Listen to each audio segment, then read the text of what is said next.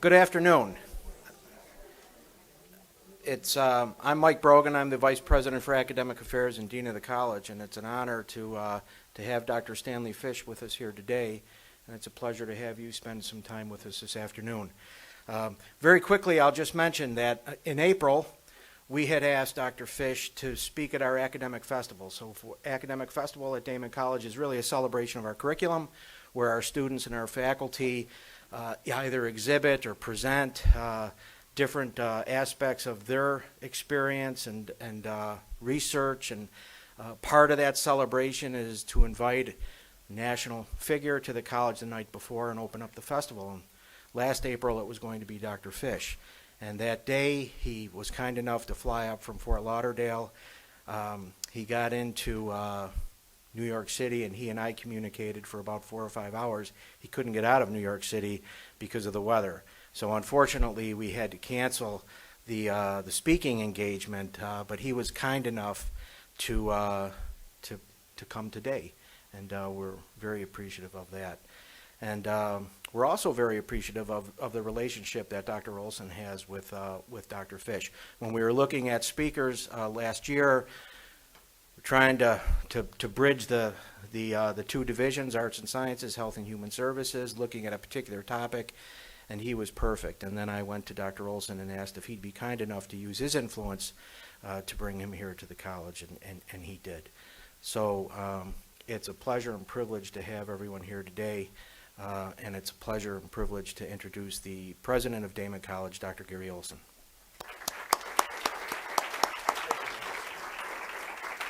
Good evening, everyone. I want to thank you for being here on this beautiful evening. Chilly a little bit, but beautiful nonetheless. Well, I think everyone in the room knows who Stanley Fish is, one of the most celebrated intellectuals of our time. So it'd be an insult to you for me to rehearse now his long list of books and honors and awards and professorships and so on. So let me simply say that Stanley Fish is an enigma.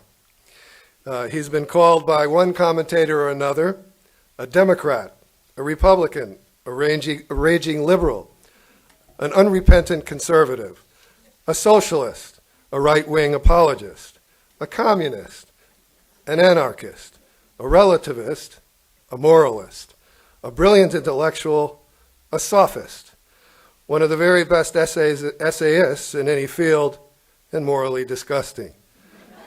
Exhibiting dazzling intelligence, crass and intellectually sullying, a contrarian who revels in verbal combat simply for its own sake, and a true intellectual with an uncompromising dedication to the truth.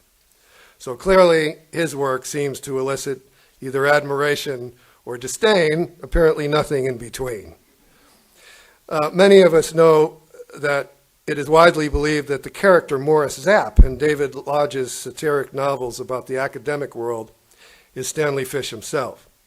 Lodge's character Zapp is a jet-setting academic superstar who drives expensive sports cars and lusts after money and power.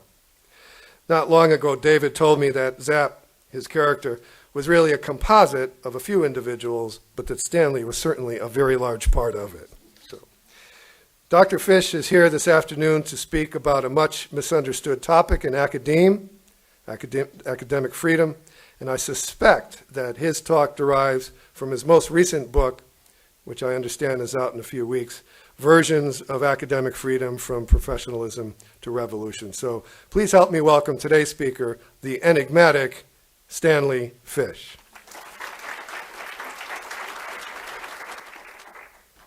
Thank you very much, President Olsen, and it's not I who is kind to return. It is you who are kind enough to allow me to come after my failure, which really has bothered me in the interim. I don't like not to show up to do something that as I'm sure many of you have the same feeling, I don't like to show up not to do something that I promised to do. It just doesn't feel right. So I'm at least able to make it right here. That is, I'm here. That doesn't mean that you're going to like what I'm going to say, but at least I've arrived, and in fact I'm saying it, and this time I didn't take any chances. I drove. And of course the weather cooperated. what you have up here, and it's going to stay here for the duration of our conversation together, is my answer, or rather 5 different answers to the question, what is academic freedom anyway? And they are, which are also answers to the question, what is academic work? Which seems a question easy to answer, but it actually is not so easy to answer once you begin to explore it. What exactly is the academy? And how is it that the academy is different, if it is different, from other endeavors, from other disciplines, from other areas of inquiry, from other workplaces? That's what I've been fascinated by, and that's what I try to work out in the book that Gary was kind enough to promote by mentioning it. Now, one of the things about academic freedom issues and incidents is that they emerge faster than you can write about them or even consider them. So this is a book that is out of date even before it appears, unfortunately. And one of the things that will make it out of date is the most recent academic freedom, what shall I call it, brouhaha, which I'm going to tell you about as a kind of preliminary anecdote or account of an episode that is even now unfolding, so that you have an idea of the kinds of issues that are often at stake: intellectual issues, legal issues, academic issues, moral issues, geopolitical issues, in disputes about academic freedom. How many of you have ever heard of Stephen Salater? Okay, all right, good, that's good. Not good for Mr. Salater. It would have been much better for Mr. Salater and his career had he not become as well known as he now is, especially in academic circles. If you Google Stephen Salater, you'll come up with something like 400,000 hits and daily essays and about him and his case. What is his case? Well, Stephen Salater is a young as far as I'm concerned at least, a young, late 30s professor of some form of cultural studies, and who has for a number of years been a tenured professor at Virginia Tech University. Last October in fact, he received an offer to join the faculty at the University of Illinois at Champaign-Urbana, which is, I'm sure, as most of you know, a step up the academic ladder from Virginia Tech. And so, of course, he accepted the job within days. The job letter was the usual job letter, fulsome praise for Mr. Salater from the interim dean who was writing the letter. How happy we are to have you even in prospect as a member of our faculty. We all are eager to welcome you. After that was finished, a salary was named, and also something about courses and funds for moving expenses, the usual kind of letter. There was, however, a very short, what we call in the law, boilerplate sentence, or even phrase, which said, subject to the approval of the Board of Trustees. And you can see right away, those of you who haven't heard about this incident, what's coming. So Mr. Salater, perhaps unwisely, I wish he had called me up and asked for professional advice, one of the few things that I'm good at. Mr. Salater resigned his tenured position at Virginia Tech. His wife resigned her position at Virginia Tech. He sold his house and began looking for a house or an apartment in Champaign-Urbana. Meanwhile, his classes were scheduled by the university. There was some correspondence about the size of the amount for moving expenses because, surprise, surprise, the estimates from the moving company were higher than had been anticipated. And that was amicably settled, and everything seemed to be right on track. And then on August 1st, 2 or 3 weeks before he was to teach the first of his already scheduled classes, Mr. Salater received a short email from the Chancellor of the University of Illinois at Champaign-Urbana, Chancellor Wise, who turned out not to live up to her name. Chancellor Wise said, "I'm sorry, but the offer that you were tendered pending the approval of the Board of Trustees in October will now be withdrawn." Because she said, "I don't feel that if your dossier were taken to the Board of Trustees, that in fact it would receive an affirmative vote." And then something like, "Thank you and have a very nice life. Yours, Phyllis Wise." Well, what had happened in the interim? What had happened in the interim is that Professor Salater issued a series of tweets about the Israeli-Palestinian conflict, a series of tweets. And he's strongly pro-Palestinian, strongly anti-Israel, but this was no news because his previous publications, 6 books, I believe, had made his position clear. What was perhaps a bit different was the tone of the tweets, or at least perhaps the tone of the tweets was first noticed by some people who immediately ran to some other people at the University of Illinois at Champaign-Urbana. There are a whole bunch of them. I'll just give you a couple so that you get the flavor of it. One said, "Don't be surprised," and this is a paraphrase, not an exact quote, "Don't be surprised if the next time President Netanyahu of Israel holds a press conference, Prime Minister rather, Netanyahu of Israel, holds a press conference, don't be surprised if he's wearing a necklace made up of the dead teeth of Palestinian children." Another one said that the state of Israel's recent actions are making anti-Semitism something honorable. And a whole series of tweets in that vein. He said, you cannot be a supporter of Israel and also be a good human being. So you get the tenor of the tweets, and you can see why at least some people might be absolutely outraged by them, although some other people might be pleased to have read them.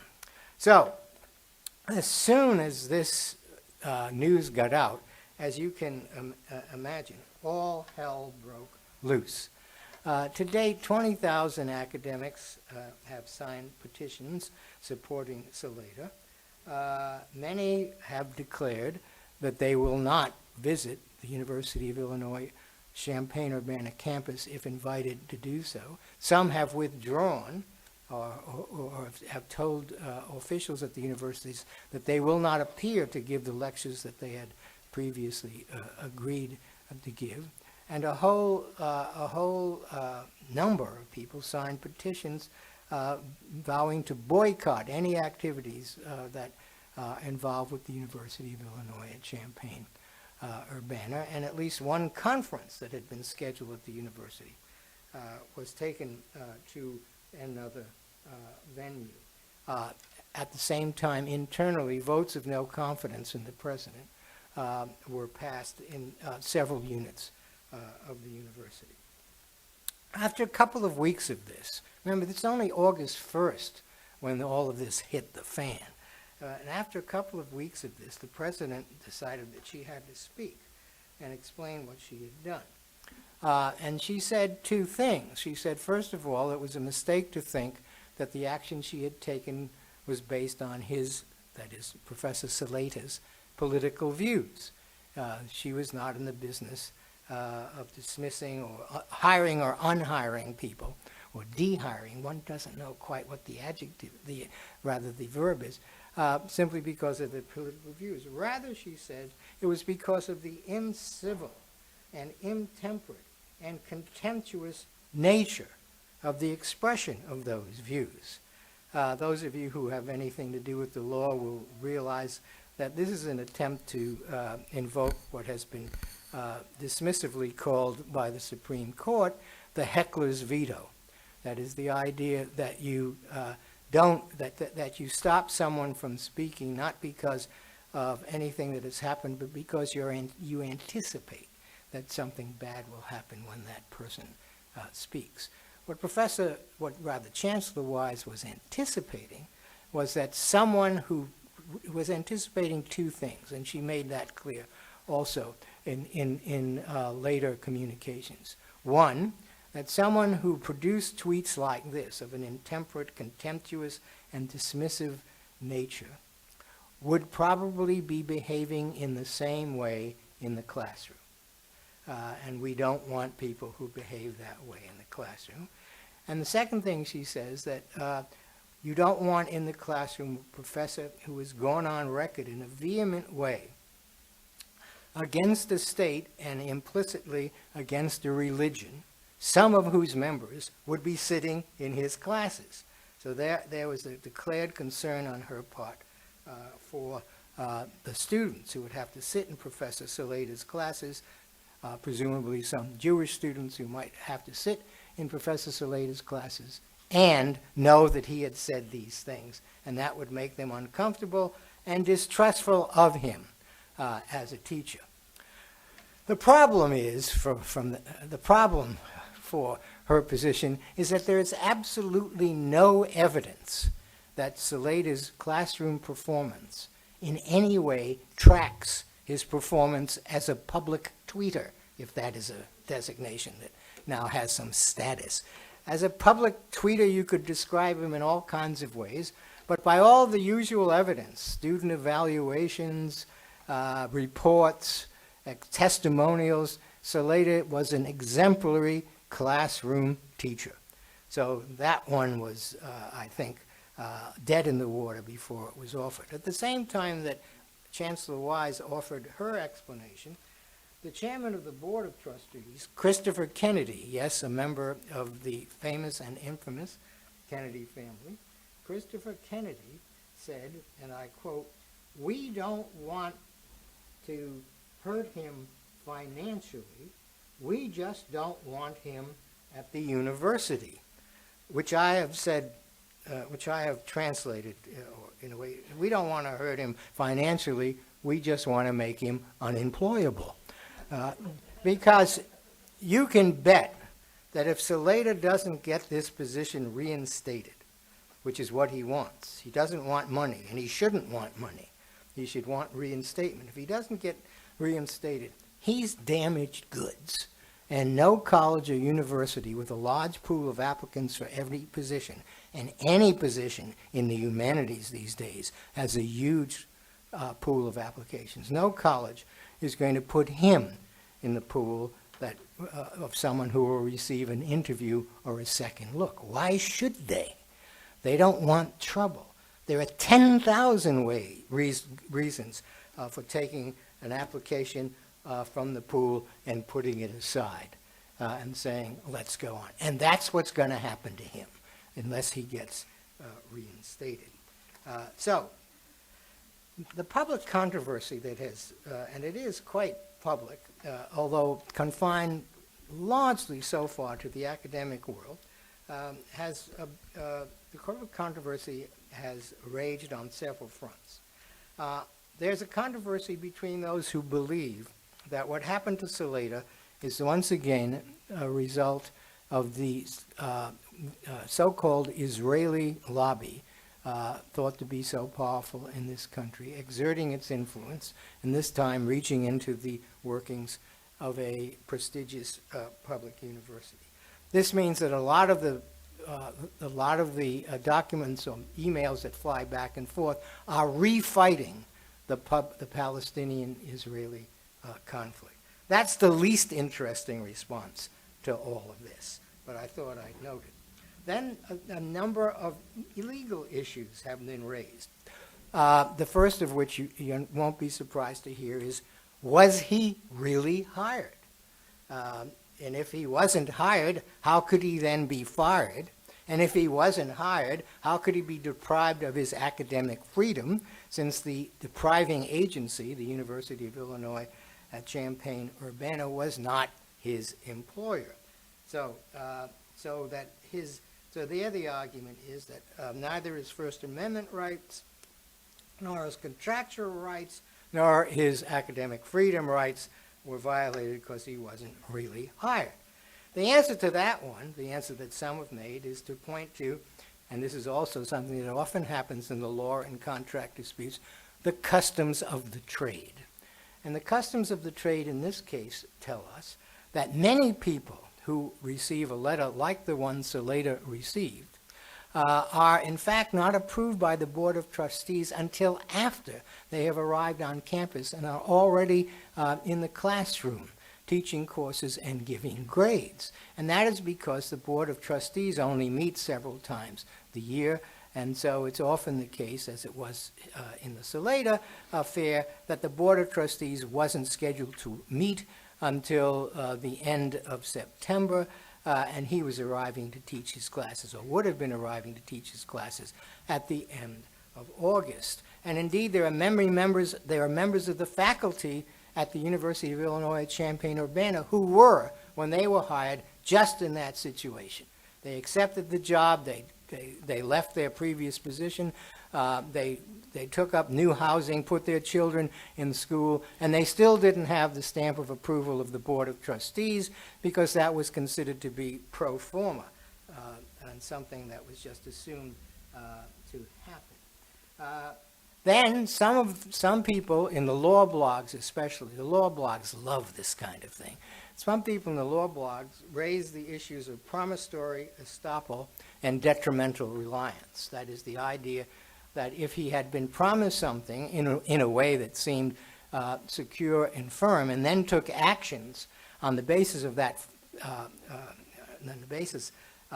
promise, and then those actions put him to some financial or professional disadvantage, then if in fact the rug is pulled out from under him, he has a right to demand to be made whole under the doctrine of promissory estoppel. Then legal academics began to argue about the doctrine of promissory estoppel or detrimental reliance, some of them saying that it's really not a strong doctrine, it doesn't really, no one usually wins these cases. These are just strategies in order to exert pressure for a settlement and so forth. And then there's the academic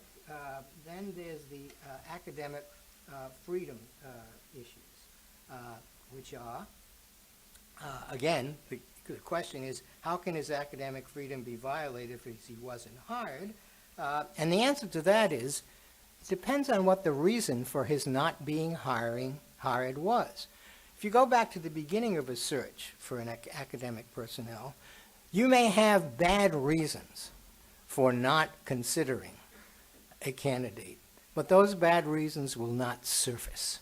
There will be no record of them. The bad reasons will remain where many of our bad reasons remain, in our hearts. But by the time he was, whatever happened to him, by the time he was told that he was not going to have this position, there are only two possible reasons for not hiring him. One was some discovery of defective performance, plagiarism, cheating.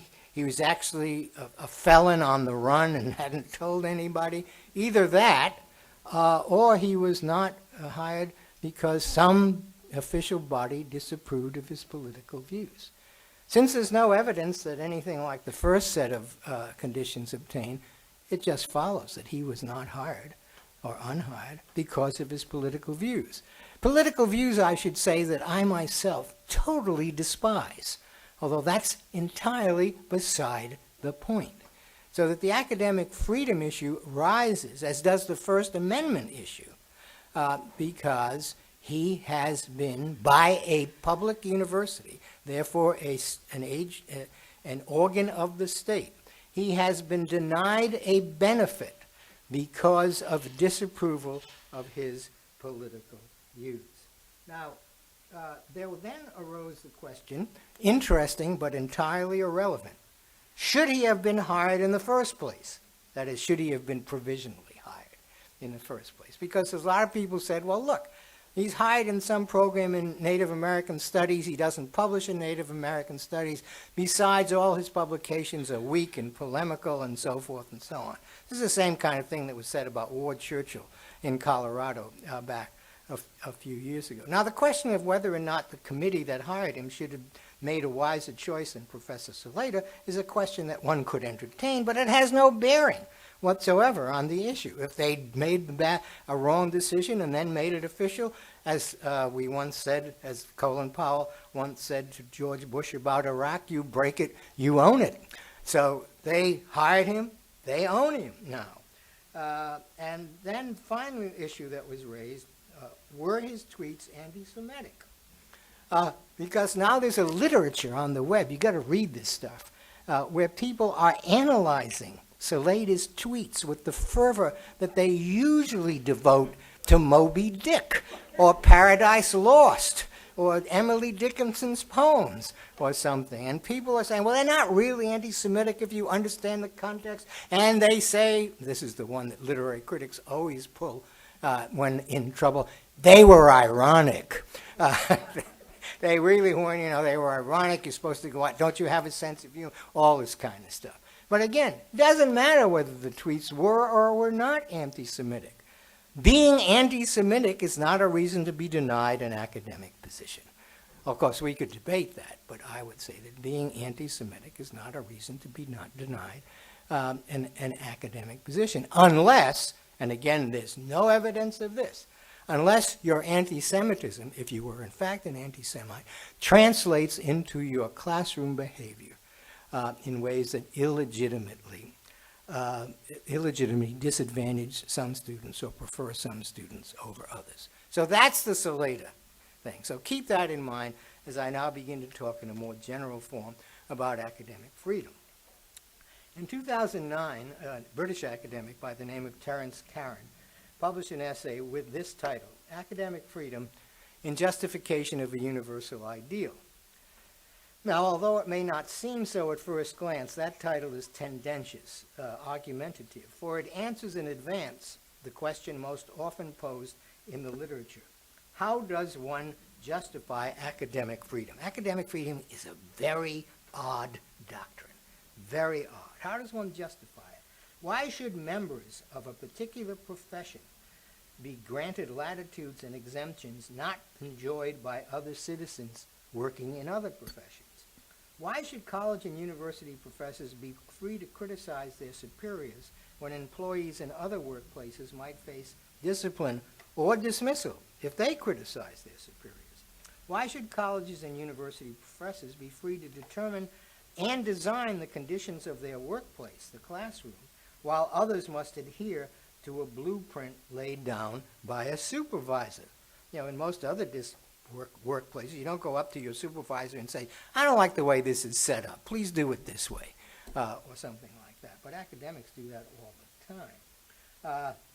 We must ask, says Frederick Schauer, of the University of Virginia Law School, whether academics should, by virtue of their academic employment, have rights or privileges not possessed by others. And that's the big question. What's the justification? Now, the architects of the doctrine of academic freedom in the United States were not unaware of these questions, and they raised them themselves. Academic freedom wrote Arthur Lovejoy in 1930, and Lovejoy was a well-known academic and instrumental in establishing the doctrine of academic freedom in the United States. He wrote, it might seem peculiar, academic freedom might seem peculiar because the teacher is a salaried employee and the freedom claimed for the teacher implies a denial of the right of those who provide the funds from which he is paid to have anything to do with the content of his teaching. Isn't that bizarre? I think it's entirely bizarre myself. But this denial of the employer's control of the employee's behavior is peculiar only if one assumes first that college and university teaching is a job like any other, and assumes second that the college or university teacher works for a dean, or for a provost, or for a president, or for a board of trustees. These assumptions are directly challenged and rejected by the American Association of University Professors in their 1915 Declaration of Principles on Academic Freedom. That is a founding document, and Lovejoy was one of the principal authors, and it is in many respects still authoritative. Here is a key sentence from that declaration. Quote, "The responsibility of the university teacher is primarily to the public itself and to the judgment of his own profession, and while with respect to certain external conditions of his vocation he accepts a responsibility to the authorities of the institution in which he serves, in the essentials of his professional activity, his duty is to the wider public, to which the institution itself is also morally amenable." Now, there are four actors and four centers of interest in this long sentence. First is the public, the institution of the, there's the public, 1, 2, the institution of the academy, 3, the individual faculty member, and 4, the college or university at which he teaches. The faculty member's allegiance, the sentence tells us, is first to the public, an abstract entity that is not limited to a particular location. The faculty member's secondary allegiance, the sentence tells us, is to the judgment of his own profession. But since, as the sentence observes, the profession's responsibility is to the public, it amounts to the same thing. Last in line for the professor's loyalty and obedience, it would seem, is the actual college or university to which the faculty member is tied by the slightest of ligatures, at least in the context of this sentence. He must, says the sentence, honor the external conditions of his vocation, conditions like showing up in class, assigning grades, holding office hours, teaching to the syllabus, etc., etc. But since it is a vocation to which the faculty member is responsible, he will always have his eye on what is really essential, and that is the universal ideal that underwrites and justifies his labors. That's the argument, classic argument for academic freedom. So here in 1915 are the seeds of everything that will flower in the 20th and 21st centuries. The key is the distinction between a job and a vocation. A job is defined by an agreement, often contractual, between a worker and a boss. You will do X and I will pay you Y, and if you fail to perform as stipulated, I will discipline or even dismiss you.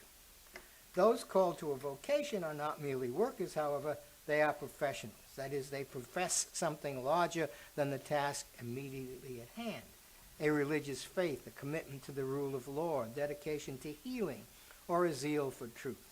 And in order to become credentialed professors, as opposed to being mere amateurs, they must undergo a rigorous and lengthy period of training. So that being a professional is less a matter of specific performance, although specific performances are certainly required, than of a continual, lifelong responsiveness to an ideal or to a spirit. And given that a spirit by definition cannot be circumscribed, it will always be possible to expand the area over which the spirit is said to preside. The history of academic freedom is the history of that expansion, as academic freedom is declared by its proponents to be indistinguishable from and necessary for the flourishing of every value known to mankind. The strong academic freedom crowd will tell you that if academic freedom goes, everything goes with it. Après moi, le déluge. Get rid of academic freedom and the whole world will fall apart. And here are just a few quotations from the essay that I began by citing, Terence Caron's essay. These are all quotations by different people or committees about academic freedom. 1, academic freedom is important to everyone's well-being. This, I think, will be a surprise to a lot of everyone's in this world. And as well as being pertinent to academics and their students. 2, academic freedom is but a facet of freedom in the larger society. And that's important. That is, academic freedom is just one version of freedom in a larger sense. 3, a democratic society is hardly conceivable without academic freedom. I think that's flatly false, but nevertheless, it's 4, in a society that has a high regard for knowledge and universal values, the scope of academic freedom is wide. And finally, the sacred trust of the universities is to carry the torch of freedom. I I thought the sacred trust of the university used to explain what Shakespeare meant in his 15th sonnet, or something like that. But it turns out that my vision of this is much too narrow. But notice in this last statement, the sacred trust of the universities is to carry the torch of freedom. Freedom, as a word, is not qualified by the adjective academic, and that's really telling. Indeed, you can take it as a rule that the larger the claims made for academic freedom, the less the limiting force of the adjective academic will be felt. In the taxonomy I am about to offer, the movement from the most conservative to the most radical view of academic freedom will be marked by a transfer of emphasis from academic, which names a local and specific habitation of the asserted freedom, and to freedom, which does not limit the scope or location of what is being asserted at all. If it's academic freedom, you have to ask, well, exactly what is academic? And in relation to what is academic, what might we think freedom to be? But if it's just freedom, then it's freedom all across the board, and the academic freedom becomes something much grander. Now, of course, freedom is itself a contested concept and has many possible meanings. Graham Moody, another British academic, sought some of these meanings out, and he defines the freedom academics might reasonably enjoy in terms that are relatively modest, or more modest than those suggested by the quotations I just read. He notes that freedom is often understood as the complete absence of constraint, unquote. But that, he argues, would be too broad an understanding if it were applied to the activity of academics. He would limit academic freedom to faculty members who are, and I quote, exercising academic functions in a truly academic manner, which raises all kinds of questions. What are academic functions? What are a truly academic manner? Academic freedom, in Moody's account, follows from the nature of academic work. It is not a personal right of those who choose to do that work. As he says, the special freedoms of academics are conditioned on the fulfillment of their academic obligations. So now we have, as a working hypothesis, an opposition between two views of academic freedom. In one, freedom is a general, overriding, and ever-expanding value, and the academy is just one of the places that house it. It's academic freedom here, it's workplace freedom, it's political freedom, it's medical freedom, it's whatever kind of freedom. Now, in the other account of academic freedom, the freedom in question is peculiar to the academic profession and limited to the performance of its core duties. When performing those duties, the instructor is at least relatively free. But when engaged in other activities, even those that take place within a university, no such freedom or special latitude obtains. These opposed accounts of academic freedom, the narrow, very narrow view of academic freedom, and the account of academic freedom that keeps on expanding indefinitely, do not exhaust the possibilities. There are extremes to either side of them, and in what follows I will attempt to present to you the full range of the positions currently available, and here they are. In effect, I am announcing to you right now, this moment, the inauguration of a new field, which I will now name Academic Freedom Studies. This field is still in a fluid state, largely because I just invented it. And by the way, if you have, all of you who have anything to do with the academy know, if you have something called Academic Freedom Studies, then if they catch on, there's going to be some pressure to form an Academic Freedom Studies program. And after you have an Academic Freedom Studies program, what's the next step? Department, Academic Freedom Studies Department. And in fact, if the Academic Freedom Studies Department actually gets very big and splits into various schools, then you're going to have the demand for a College of Academic Freedom Studies. And guess who'll be its dean? Well, now, as I said, the field is still in a fluid state. New variants and new theories continue to appear, all of them presented by me. But for the time being, we can identify 5 schools of academic freedom, plotted on a continuum that goes from right to left. This is obviously a political continuum, but the politics are the politics of the academy. Any correspondence of the points on this continuum with real-world politics is imperfect, but as we shall see, there will be some. I should acknowledge at the outset that I shall present these schools as more distinct than they are in practice. Individual academics can be members of more than one of them. The taxonomy I offer is intended as a device of clarification. The inevitable blurring of the lines comes later.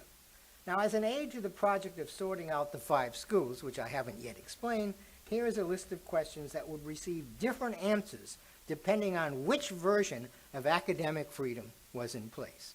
These are standard questions in the literature. Is academic freedom a constitutional right? What is the relationship between academic freedom and the First Amendment? What is the relationship between academic freedom and democracy? Does academic freedom attach to the individual faculty member or to the institution? Who has it? Do students have academic freedom rights? That one's easy. No, absolutely not. God, or to make it clear, God forbid. Okay, where are we? Oh yes, do students. I got so excited with that one. What is the relationship between academic freedom and the form of governance at a college or university? This is all about the debates about shared governance, something to which I am unalterably opposed, but that shouldn't surprise you. In what sense, this is a biggie, in what sense, if any, are academics special? That is special not only because they have more degrees than most other people, but special in some other way, and we'll get to that. Does academic freedom include the right of a professor to criticize his or her organizational superiors without fearing any retaliation? Does academic freedom allow a professor to rehearse his or her political views in the classroom? What is the relationship between academic freedom and political freedom? And finally, and really basically, what view of education underlies the views of education, rather, underlie the various positions on academic freedom? Okay. Now, as a further aid, it would be good to have in mind some examples of incidents or controversies in which academic freedom has been thought to be at stake in the last few years. You already have the Salater example, which is living and breathing as I speak. In 2011, the faculty of John Jay College nominated playwright Tony Kushner to be the recipient of an honorary degree from the City University of New York. Normally, approval of the nomination would have been pro forma. This is kind of like the Salater case. But this time, the CUNY Board of Trustees tabled and thus effectively killed the motion supporting Kushner's candidacy because a single trustee objected to his views on Israel.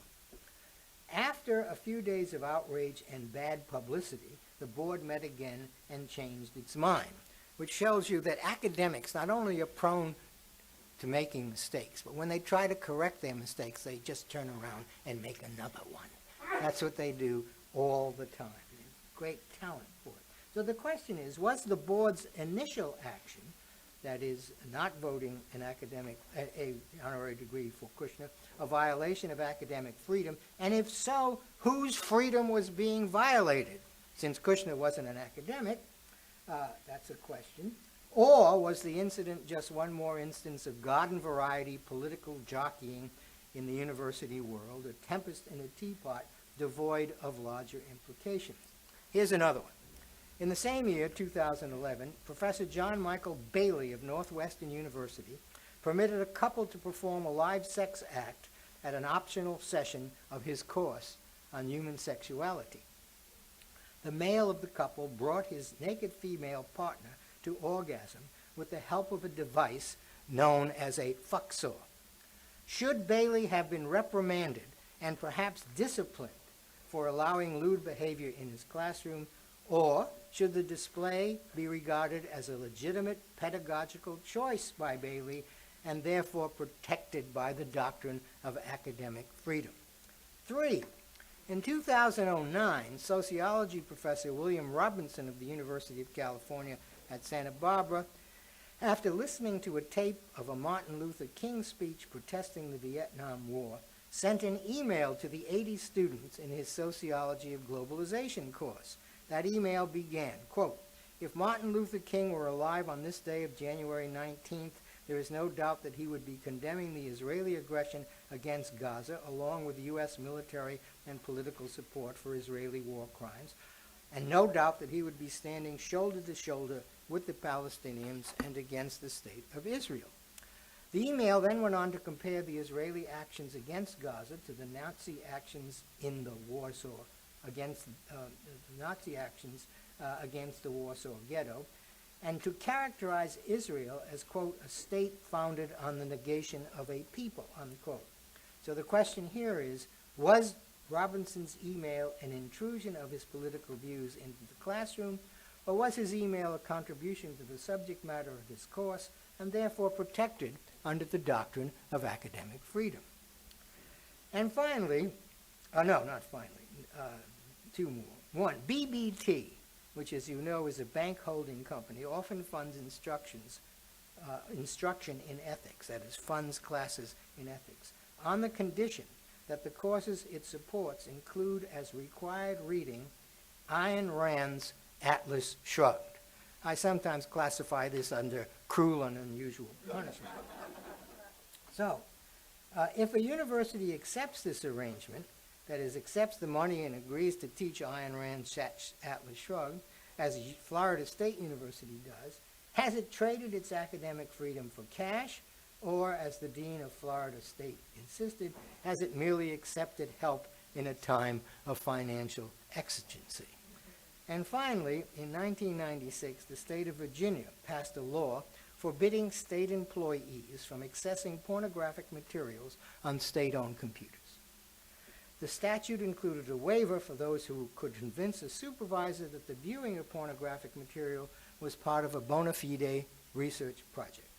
Here the question is, was the academic freedom of faculty members in the state university system violated because they were prevented from determining for themselves and without government monitoring the course of their research? So you get the kind of sense of the range of issues that arise under the rubric of academic freedom. And just as my questions that I listed earlier would be answered differently by proponents of different accounts of academic freedom, so would these cases be assessed differently depending on which school of academic freedom you happen to belong to.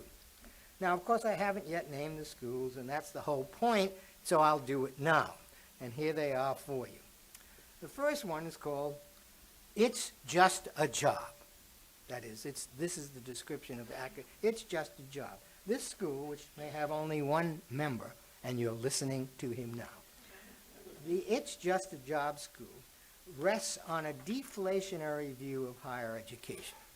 Rather than being a vocation or holy calling, academics love to believe they are in some sense holy. Not only holy in some theological sense, but in the more practical sense of holier than thou. Rather than being a vocation or holy calling, higher education, this first school says, higher education is a service that offers knowledge and skills to students. Those who work in higher education are trained to impart that knowledge, demonstrate those skills, and engage in research that adds to the body of what is known. They are not exercising First Amendment rights or forming responsible citizens or inculcating moral values or training soldiers to fight for social justice. They're just teaching the kids, as I used to back when I started in this line, about medieval metrics in the 15th century. That was one of my specialties. That was what I taught them. And I had a momentary temptation to veer off into that topic, but it's passed. Okay. So, under School 1, the obligations and aspirations of academics are defined by the distinctive task they are trained to perform, the advancement of knowledge. And then there's an argument for academic freedom. If you're going to advance knowledge, that's the task you're in. Advance knowledge, it has to be the case that you can't start off either having demonized some potential avenue of inquiry or decided in advance that some potential avenue of inquiry is the true one. even, so you have to be free, as we say both in the academy and in the law, to follow the evidence where it leads you, even if in some cases you don't like the end of the journey. Now, when engaged in that task, that is the task of the advancement of knowledge, academics should be accorded the latitude, which you can call freedom if you like, necessary to the proper performance of that task. That latitude, however, I'm still explaining it's just a job, does not include the performance of other tasks, no matter how worthy they might be. According to this school, academics are not free in any special sense to do anything but their jobs. And I'm very careful here when I say you may in fact want to do something other than what the academic task requires you to do. And the other thing that you may want to do may be more valuable in some sense than the academic task. I'm fine with that. But my response to you, if you tell me that, is okay, get out of the academy. If you're not going to do academic work when you're in the academy, that's fine, that's your choice. Just don't stay in the academy and pretend to be an academic and really be doing something else. Or as I put it in an earlier book with, I think, the self-explanatory title, Save the World on Your Own Time, the academy, love it or leave it. All right. The second school, which is by far the most popular school, it's for the common good school. It's because it's the school that ties in with democratic liberalism.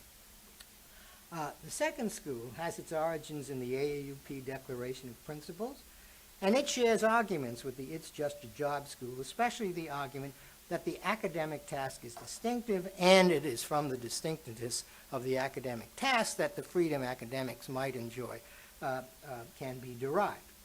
Other tasks may be responsible to market forces or political forces or to public opinion, but the task of advancing knowledge, it is said, involves following the evidence where it leads, and therefore, and I'm quoting from the 1915 Declaration, the first condition of progress in academic work is complete and unlimited freedom to pursue inquiry and then to publish its result. Now, with respect to pronouncements like the one I just quoted, the For the Common Good School and the It's Just a Job School seem perfectly aligned because both paint a picture of a self-enclosed professional activity, a transaction largely between teachers, students, and a set of intellectual questions with no reference to larger moral, political, or societal considerations. But the opening to larger considerations is provided, at least potentially, by a claimed connection between academic freedom and democracy, and that's where you get For the Common Good. Democracy, say the authors of the 1915 Declaration, requires experts, and again I am quoting, to advise legislators and administrators, and it is the university that will supply these experts and thus render, quote, a service to the right solution of social problems. By thus offering an external justification for an independent academy, it protects us from our worst instincts and furthers the realization of democratic principles. The For the Common Good School moves away from the severe professionalism of the It's Just a Job School and moves toward an argument in which professional values are subordinated to the higher values of democracy or justice or freedom, that is, to the common good. That is, if you believe that the academic work is good because of what it contributes to some other project, you have made academic work instrumental and secondary.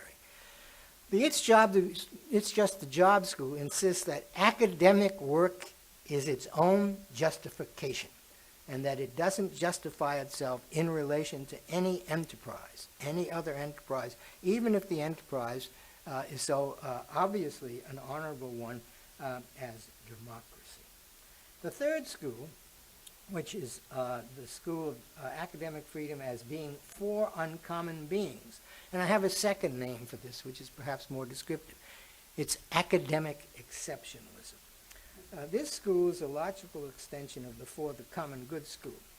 If academics are charged not merely with the task of adding to our knowledge, but with the task of providing a counterweight to the force of common vulgar popular opinion, then academics must themselves be uncommon, not only intellectually but morally. They must be, in the words of the 1915 Declaration, men of high gift and character, unquote.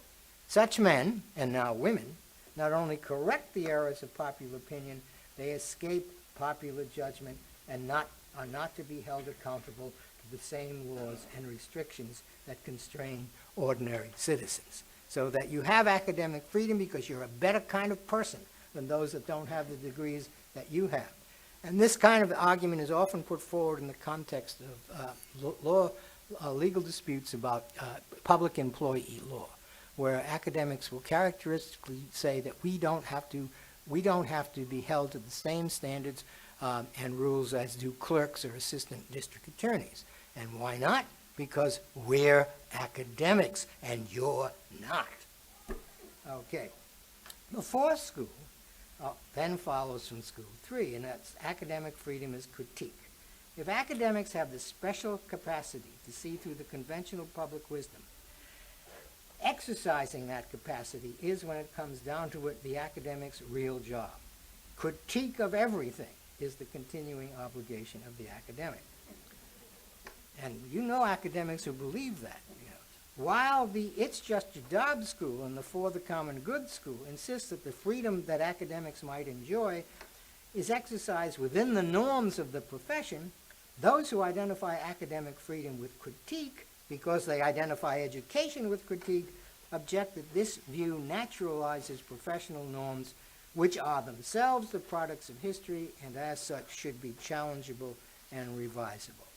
One should not rest complacently, the members of School 4 will tell us. One should not rest complacently in the norms and standards presupposed by the current academy's practices.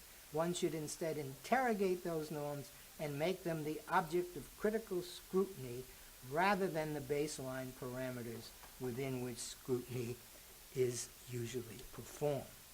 Academic freedom is understood by this fourth school as a protection for dissent, and the scope of dissent must extend, quote, to the very distinctions and boundaries the academy presently enforces. I am quoting Professor Judith Butler, who is the chief theoretician of School 4. One of these norms enforces a separation between academic and political urgencies, but Butler contends they are not so easily distinguishable, and the boundaries between them blur and change. From the perspective of critique, then, established norms, especially the norms that rule or supervise or monitor academic work, are always conservative and therefore suspect, and academic freedom exists so that they can be exposed for what they are. Academic freedom is, in short, an engine of social progress and is thought by members of School 4 to be the particular property of the left. On the reasoning, which I do not affirm but report, that conservative thought is anti-progressive and protective of the status quo. So that's 4. And it's finally a small step, really no step at all, from academic freedom as critique to the 5th school of thought, academic freedom as revolution, or academic freedom as training for revolution. With the emergence of this school, the shift from academic as a limiting adjective to freedom as an overriding concern is complete, and the political agenda implicit in the For the Common Good school and the academic as freedom as critique school is made explicit. If someone like Butler wants to ask, where do the norms governing academic practices come from? The members of School 5 know the answer to that question. Academic norms come from the corrupt motives of agents who are embedded in the corrupt institutions that serve and reflect the corrupt values of a corrupt neoliberal society. You got that? You know, I hate every word in that sentence, but this is really the way these people talk. The view of education that lies behind and informs this most expansive version of academic freedom is articulated by Professor Henry Giroux. He says, the responsibilities that come along with teaching include, quote, fighting for an inclusive and radical democracy by recognizing that education in the broader sense is not just about understanding. I actually thought it was just about understanding, but also about providing the conditions for assuming the responsibilities we have as citizens to expose human misery and to eliminate the condition that produce it. I thought that was the business of churches and states and United Nations and stuff like that, not of some member of an English department teaching medieval metrics. In this statement, that is the statement of Giroux, the line between the teacher as a professional and the teacher as a citizen disappears. Education, quote, in the broader sense, unquote, demands positive political action on the part of those engaged in it. Adhering to a narrow view of one's responsibilities in the classroom amounts to betrayal both of one's political being and of one's pedagogical being. And when university obligations clash with the imperative of doing social justice, according to the members of this school, will always trump. The standard views of academic freedom, members of School 5 complain, sequester academics in an intellectual ghetto where, like trained monkeys, they perform obedient and sterile routines. So that it follows then that one can only be true to the academy, according to School 5, by breaking free of the academy's constraints. That is, the end of academic freedom, when you've expanded it as School 5 does, is to answer the questions, well, what are academics free to be free from? And the answer is academics are to be free from the academy.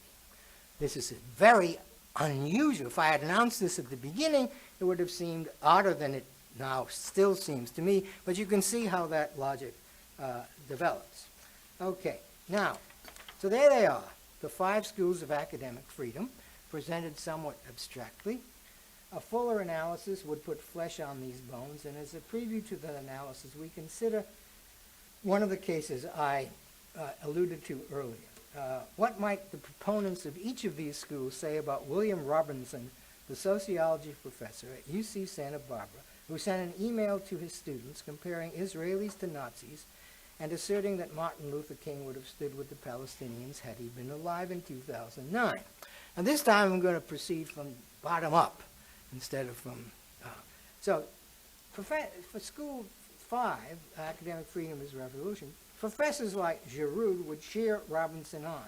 For if it's the obligation of academics to expose tyranny by whatever means are available, and if the means available to teachers include and are largely limited to their classrooms, then it makes perfect sense to fight the good fight by telling the truth to their students and conscripting them into the army of justice. So School 5 is going to be all for William Robinson sending that email to his students. Now, Judith Butler, the doyen of School 4, has not, to my knowledge, commented on the Robinson case, although she did join over 2,500 scholars in signing a petition supporting Robinson. But she has declared herself on the questions of university divestment from Israeli-affiliated stocks and the boycotting of Israeli universities.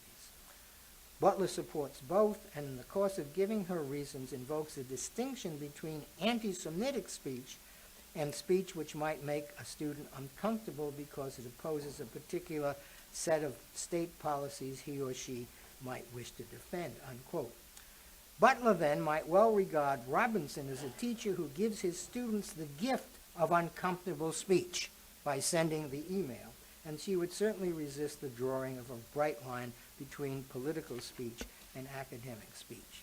Now, as for School 3, it's for uncommon beings. Some of those who believe that academic freedom is justified because academics are exceptional also believe that academics have the special capacity and responsibility to monitor and correct national opinion.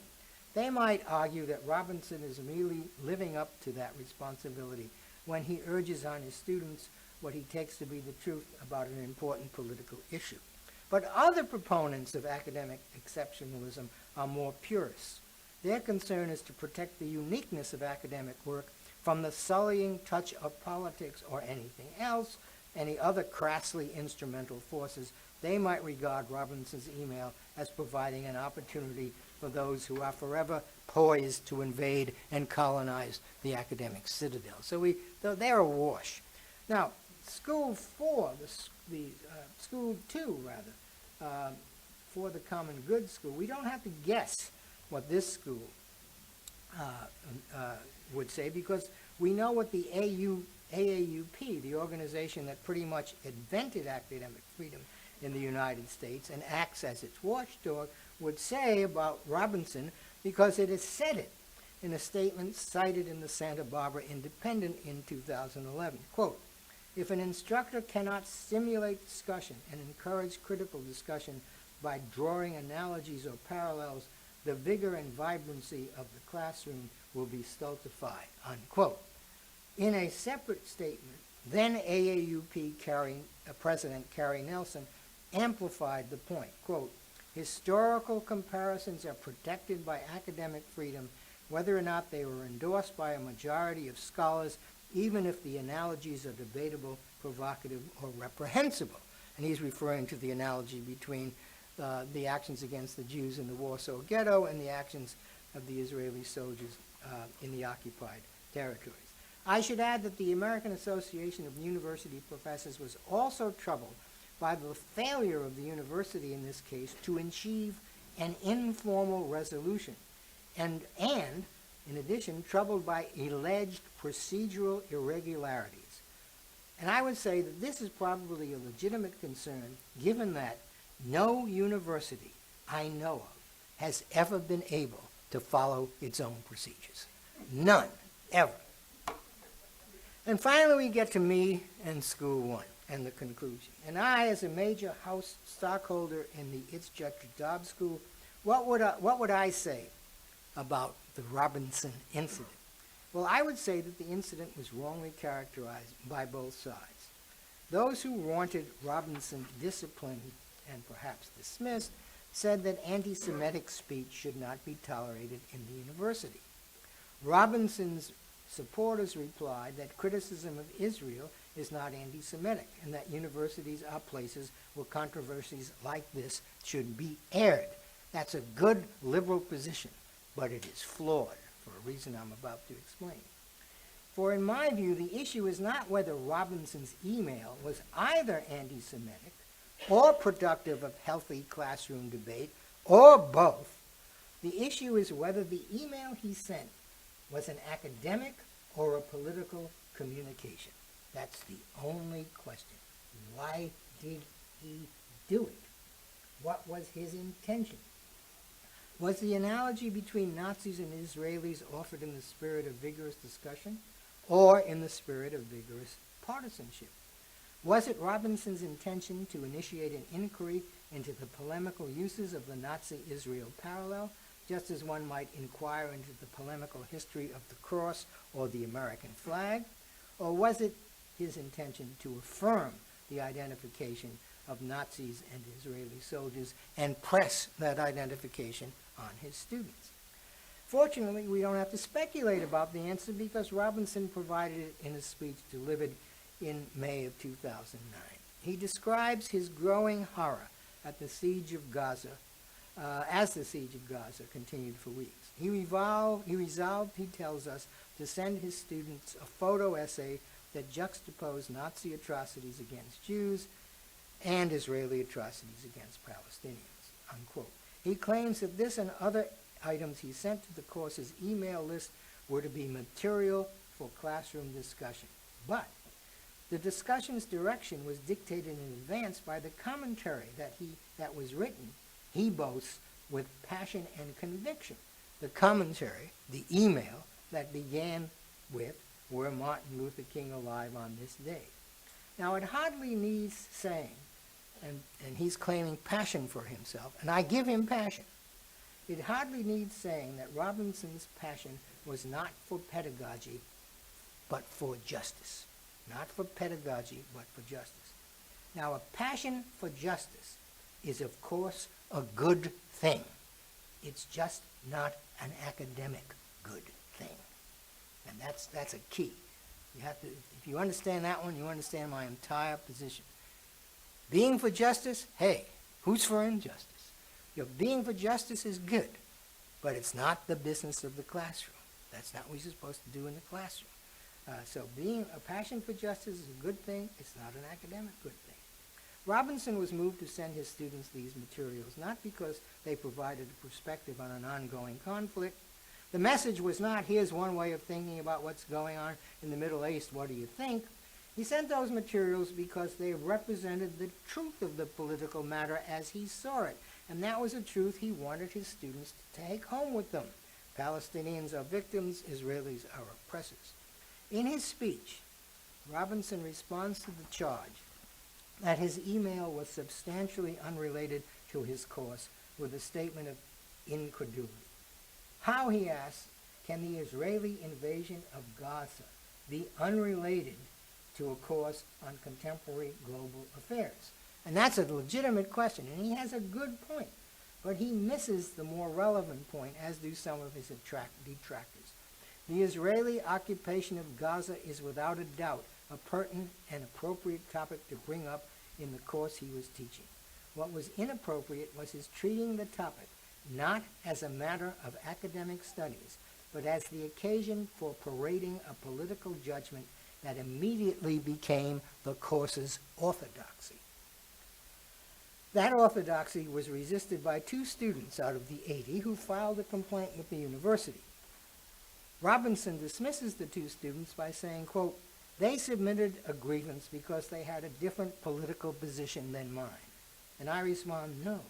They submitted a grievance because they had bought a ticket for a course of academic study and were unhappy to find themselves cast as extras in their teacher's political drama. The difference between a teacher's and his students' political positions should not even come into view if the course's materials are being offered as objects of analysis rather than as an invitation to partisan witnessing.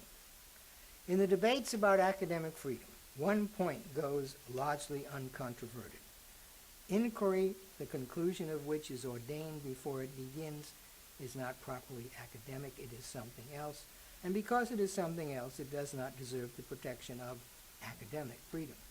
Professor Robinson's email was something else, not a contribution to scholarly inquiry, but a bypassing of scholarly inquiry in favor of the political agenda to which he was committed and to which he wanted his students to be committed. Professor William Van Alstyne, one of the noted First Amendment scholars of the past 75 years, Van Alstyne's comment on the Robinson case is, I think, right on target. He said, when a professor brings material into his class simply to ventilate some strongly held view he or she happens to hold, I don't think that the event can be glossed as any part of that professor's academic freedom, not even a little bit, unquote. And Larry Alexander, another distinguished professor of First Amendment law and a student of academic freedoms, provides a general formulation of the same point when he declares that academic freedom, quote, is a privilege of academics that carries with it a responsibility, namely the responsibility to act as academics and not as something else. And he ends by saying, if academics are functioning not as academics but as political advocates, then they do not merit academic freedom. And I respond with the final word of my presentation, exactly, or I might have said, amen. Thank you.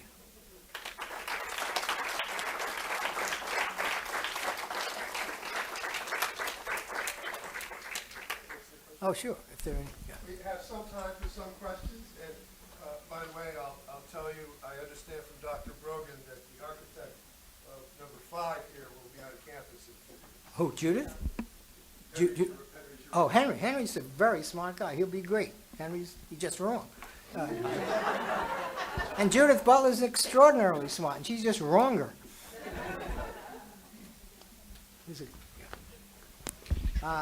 You're going to get a microphone, whether you want it or not. Sure. Thanks very much. I found myself feeling slightly unsettled listening to your talk, which I think is what you were aiming for. So,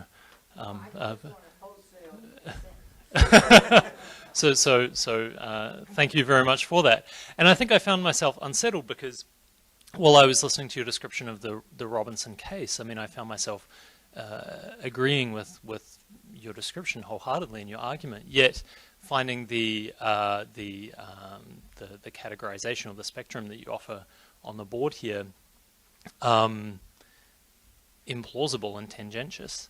And I guess I wonder if perhaps the reason for my that contradiction that I felt is that it seems to me that a lot of what your argument rests on is not so much about the question of academic freedom per se, but rather the question of what constitutes a good teacher. And I feel like your argument around the Robinson case is essentially in that by offering his students a fully formed and complete argument about the right or wrong answer, which as you described, they were never asked to query or to think for themselves. They were simply being given, this is the truth and you must assent.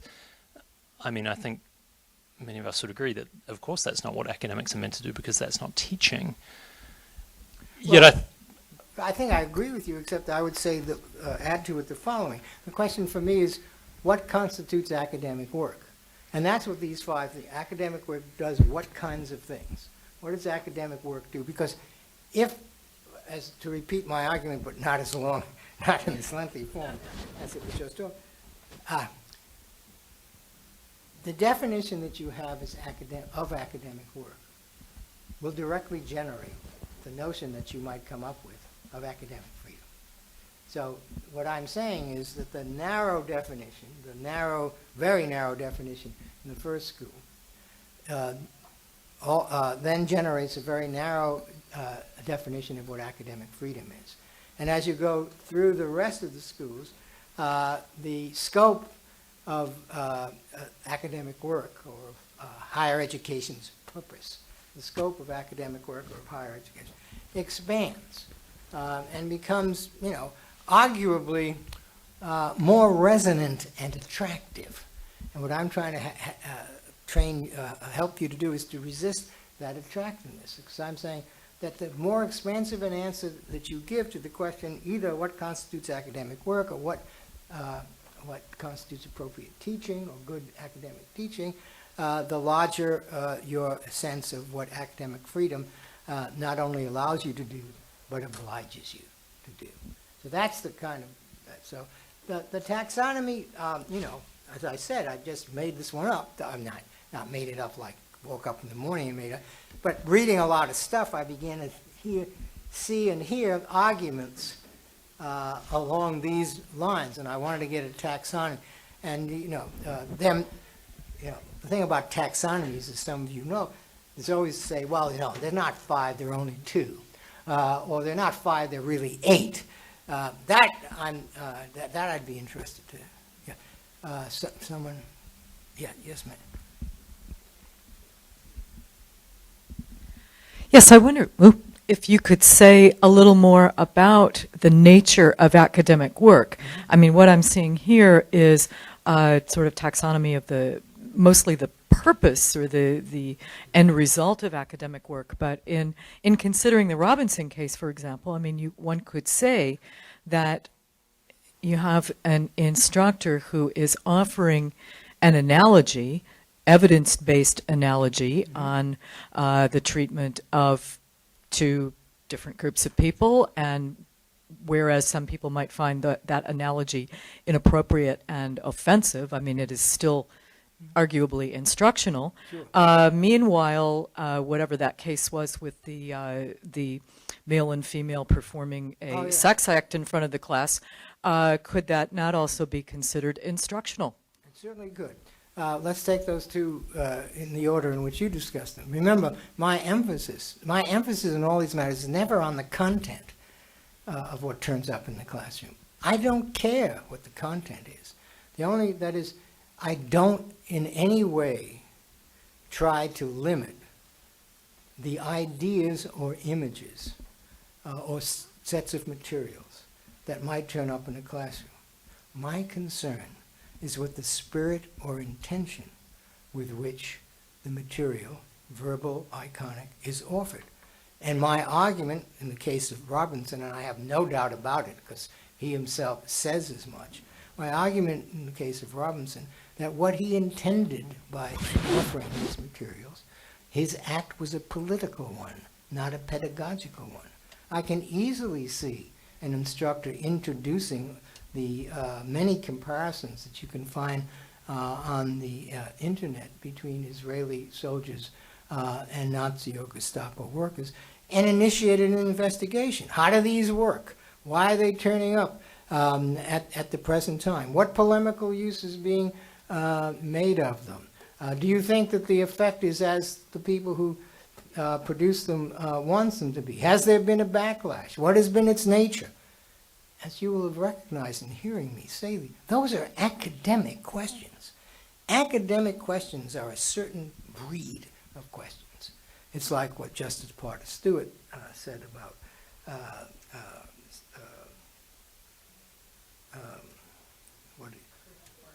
not pornography, something more obscenity. What he says, I know it when I see it. Well, all of us who are in the academic world know an academic question from another kind of question. I do, and if you want to bring to me any cases, I'll tell you in a half a second. And my judgment, which of course could be disputed, but it wouldn't be disputed by Professor Robinson himself, is that he was engaged in a political action. And that he, like many other professors in this country, most of them who march under the banner of pedagogy as social justice, really believe that they're in the classroom in order to advance certain kinds of ideals of human behavior. And that's what they're there for. And I believe that people are in the classroom to explain the history, structure, and affiliation, social effect of, and a whole bunch of other things about phenomenon, whether they be literary texts or patterns of migration in the 1980s or whatever it might be. That's what we're supposed to do as academics. That's what we're trained to do. For me, a lot depends on the question, are you doing in the classroom what you were A, trained to do, and B, equally important, paid to do? Because those are the things that you should do, what you're trained to do and paid to do. And once you start doing something else, you've crossed a line, which as far as I'm concerned means that you are no longer acting as an academic. And if I were your dean, and I have been a dean, I would fire you in a New York minute. Does that make it any clearer or make it even worse?